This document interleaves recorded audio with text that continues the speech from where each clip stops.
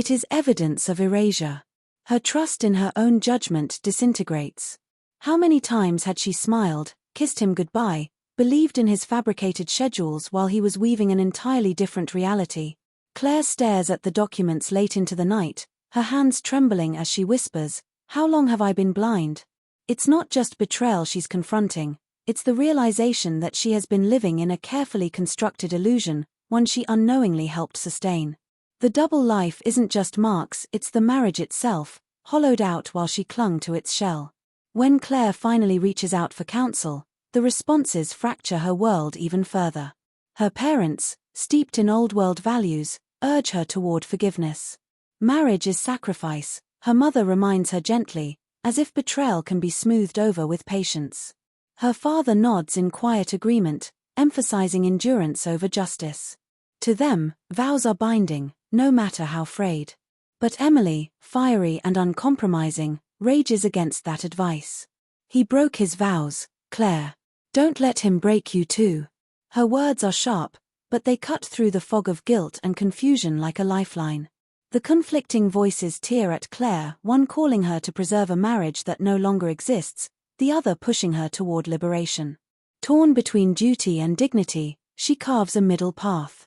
Quietly, secretly, she files for separation. It is not a public declaration, not yet. To Mark, she remains the dutiful wife, dinners together, polite smiles, a steady facade of compliance.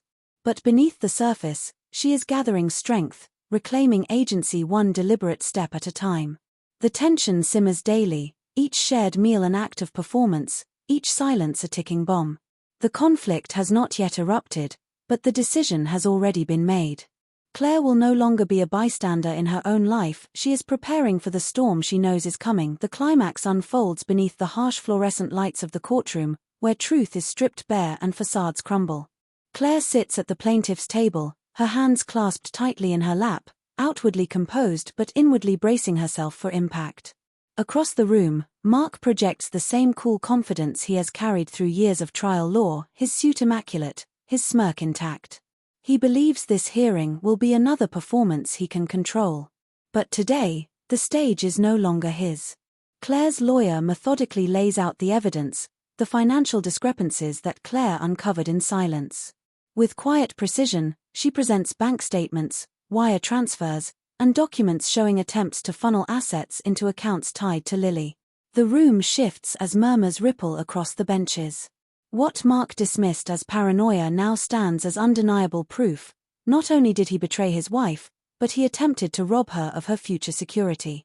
And when Paul, his longtime law partner, discreetly confirms the irregularities, choosing integrity over loyalty, the weight of betrayal lands not just on Claire, but on Mark himself. The man who once thrived on reputation finds it dismantled piece by piece in the very arena where he built his power. The evidence is damning, but the true explosion comes not from legal arguments, it comes from Claire. Rising to her feet, voice trembling yet resolute, she finally faces Lily, who sits stiffly in the gallery, her expression caught between defiance and shame. "You weren't just my friend," Claire begins, each word laced with pain. "You were my family. You knew every corner of my heart, and you burned us both for scraps of attention." The courtroom stills, every ear straining to catch her words. Lily lowers her gaze, unable to meet the devastation she caused. Mark, scrambling to regain control, tries to interject, muttering about exaggeration, about context, but the mask he has worn so carefully begins to slip. His voice cracks, his composure fractures, and for the first time, his carefully cultivated persona as a brilliant, untouchable lawyer unravels in public view. His colleagues, judges, and peers witness not a respected man defending himself but a desperate figure exposed. The silence that follows Claire's words is heavier than any gavel, carrying a weight no verdict could match. In this moment, the betrayal is no longer a private wound, it is an undeniable truth laid bare for all to see. But Claire does not rage. She does not crumble. After months of gaslighting, humiliation, and heartbreak, she realizes the most powerful response is not fury but composure. Turning back to Mark, her eyes steady, her voice quiet enough to force the room into silence, she delivers the blow he never expected: indifference. "You don't matter enough to destroy me. The words cut sharper than any accusation, because they strip him of power, the very thing he has always clung to. This is not a plea, not a scream, not a tearful breakdown. It is the calm dismissal of a woman who has survived the storm and emerged stronger. Mark slumps in his chair, the weight of his collapse visible in the sag of his shoulders. Lily shifts uncomfortably, her role as co-conspirator now branded into the public record. And Claire? She doesn't gloat, doesn't celebrate. She simply sits, serene in her reclaiming of dignity, her silence louder than his denials. The courtroom becomes more than a legal battleground, it becomes the crucible of Claire's transformation. She entered fractured, uncertain, questioning her worth. She leaves unbroken, having proven that betrayal cannot define her, and that survival is not just about enduring but about rising, untouchable. The resolution begins not with grandeur, but with simplicity. Claire's new apartment is modest, a single-bedroom place tucked near the ocean, with peeling paint in the hallways and second-hand furniture she carefully chose piece by piece. Yet what it lacks in luxury, it overflows with peace. Each morning, she wakes to the sound of waves crashing, a rhythm that reminds her life moves forward no matter how deeply it fractures. The space becomes a canvas for her healing. Sunlight filters through sheer curtains, landing on the sketchbooks she has begun to fill again, rediscovering the hobbies she once abandoned to support Mark's climb. The apartment reflects her, stripped down, authentic, unpretentious, alive. Returning to her counseling work, Claire approaches her students with renewed depth. She no longer speaks only from empathy, but from lived experience of loss, survival, and resilience. One day, in a small circle with troubled teens, she tells them softly, "Healing isn't forgetting, it's choosing yourself every day." The words land heavier than any lecture, resonating in ways her students feel instinctively. For Claire, the new life is not about erasing what happened, it's about building something honest on the ashes of betrayal, something that belongs solely to her. Justice, in Claire's story, doesn't come as revenge but as consequence. Mark, once the golden boy of the legal world, faces a slow but devastating unraveling. His colleagues whisper about the courtroom scandal, clients withdraw, and his name, once synonymous with promise, is now tarnished beyond repair. The man who lived for reputation finds himself dismantled by the very system he once manipulated. Lily fares no better. What began as a thrilling secret with Mark turns stale under the harsh light of reality. Without the allure of forbidden romance, she finds herself abandoned, her social circle shrinking, her posts online echoing with the hollowness of performative happiness. In time, even those who once envied her charm grow tired of her shallow games, leaving her isolated. Claire watches this unfold not with satisfaction, but with clarity.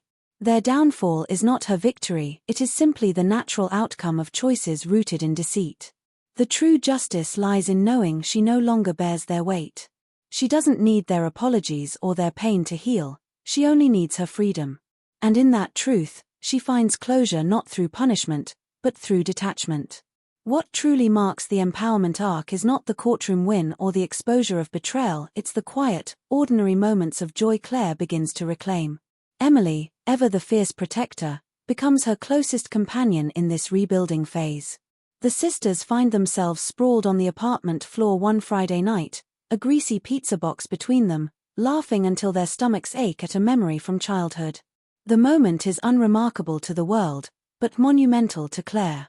For the first time in months, her laughter is unforced, bubbling from a place untouched by grief. These small rituals, shared meals, beach walks, late-night talks, become the scaffolding of her new life. Through them, Claire rediscovers her strength not as someone surviving betrayal, but the most profound acts of closure often come not through rage, but through ritual. One evening, in the stillness of her new apartment, Claire sits on the edge of her bed and slowly slides her wedding ring from her finger. The band, once a symbol of love and shared promises, feels heavy in her palm, weighted with memories both cherished and poisoned. She studies it under the lamplight, recalling the trembling joy with which Mark had slipped it onto her hand years ago, the dreams that had been bound to its shine. For a moment, she considers the cinematic gestures, throwing it into the sea, smashing it against stone, but Claire no longer seeks destruction. She seeks transformation. The next morning, she places the ring into a small envelope addressed to a local women's shelter. Alongside it, she tucks a handwritten note: "May this never be someone else's cage." The words are simple, but they carry the entirety of her journey, her pain, her awakening, her hope that what once trapped her might one day empower someone else. Mailing the package, she feels no grief, only release. It is not an ending but a redefinition, proof that she can rewrite what symbols mean. With the ring gone, Claire turns to the habit that has always grounded her: writing. At a small seaside cafe, the air scented with salt and coffee, she opens her journal to a fresh page. The sun filters through wide windows, catching in her hair as she writes deliberately, each word a quiet act of reclamation. "Betrayal didn't end me, it introduced me to myself." The sentence stares back at her, raw but true. She lingers on it, letting its weight settle into her chest. The act of putting it on paper transforms it from thought into conviction, from pain into power. Around her, life hums with casual normalcy: laughter from a nearby table, the clink of cups, the hiss of the espresso machine. Yet for Claire, this moment is monumental. She realizes healing is not loud, not triumphant. Closure, Claire realizes, does not come through rage or dramatic gestures. That night, she sits alone in her small apartment, the faint hum of the ocean beyond her window a quiet companion. Her wedding ring lies cold and familiar on her finger, a once sacred token now heavy with deceit, disappointment, and memories she can never unsee. She holds it carefully between thumb and forefinger, feeling its smooth curve against her skin, and a mixture of grief and resolve washes over her. This ring, once a symbol of love and shared dreams, had become a reminder of betrayal, a cage forged from false promises and secret liaisons. Claire resists the urge to destroy it, recognizing that anger and destruction would give the pain more power than it deserves. Instead, she writes a small note: "May this never be someone else's cage." With deliberate calm, she tucks the note and the ring into an envelope addressed to a women's shelter she has researched, imagining it as a tiny act of reclamation, not just of the object, but of herself. Mailing it the next morning, she feels a subtle but profound shift. The act is quiet, almost invisible to the world, but for Claire it represents the shedding of a heavy burden. She releases what no longer serves her, transforming a symbol of entrapment into a potential token of empowerment for someone else. In this moment, closure is not about erasing the past, but redefining it, acknowledging the pain while reclaiming agency. After sending the ring, Claire steps into the rhythm of ordinary life, seeking grounding in the smallest, most intimate rituals. At a seaside cafe, she occupies her favorite corner table, a journal open in front of her, pen poised. The air is crisp with the scent of salt and sea spray, mingling with the rich aroma of freshly brewed coffee.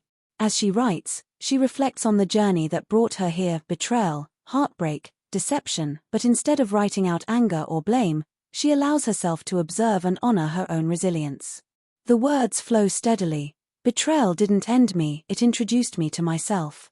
It is not a statement of triumph over others, but of triumph over her own fear, pain, and self-doubt.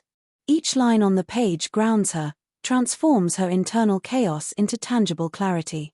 Around her, the world continues in its casual hum: customers chatting, the barista calling out orders, seagulls wheeling above, but Claire's focus is inward, meditative. She notices the freedom in small gestures, the warmth of the sun on her face, the satisfying scratch of pen against paper, the sound of waves softly hitting the shore. These details, ordinary yet profound, anchor her in the present, reinforcing the understanding that healing is not about erasing the past or seeking closure from others. It is about embracing her own existence fully, without dependency on the actions or validation of those who hurt her. In this quiet reflection, Claire begins to inhabit herself completely, feeling the calm but unwavering assertion of her own agency. As the afternoon drifts into evening, the sun dips low over the horizon, casting a gentle golden light across the cafe and the ocean beyond. Claire sets her pen aside, closes her journal, and lets her gaze wander to the horizon. The sky burns in shades of amber and rose, waves rippling with a quiet consistency that mirrors the steady rhythm of her heartbeat. In this final moment, she smiles faintly, not because the world is perfect or because her wounds have vanished, but because she recognizes a freedom that cannot be taken from her. Freedom is not the absence of pain, but the conscious choice to continue, to live fully in spite of betrayal. She is no longer tethered to Mark's deceit or Lily's duplicity, no longer trapped in the roles that once defined her identity. Instead, she is present, whole, and fully herself, anchored by lessons learned and the hard-won knowledge that trust begins within. Around her, life carries on, others laugh, seagulls cry, the tide rises and falls, but Claire's gaze is fixed on the delicate horizon, aware that this moment is hers alone. The wedding ring, now out of reach, is transformed from a symbol of constraint into a quiet emblem of liberation. She doesn't need validation from the past or closure from the people who betrayed her, she has claimed it herself. As the sun sets, bathing the world in soft light, Claire rises from the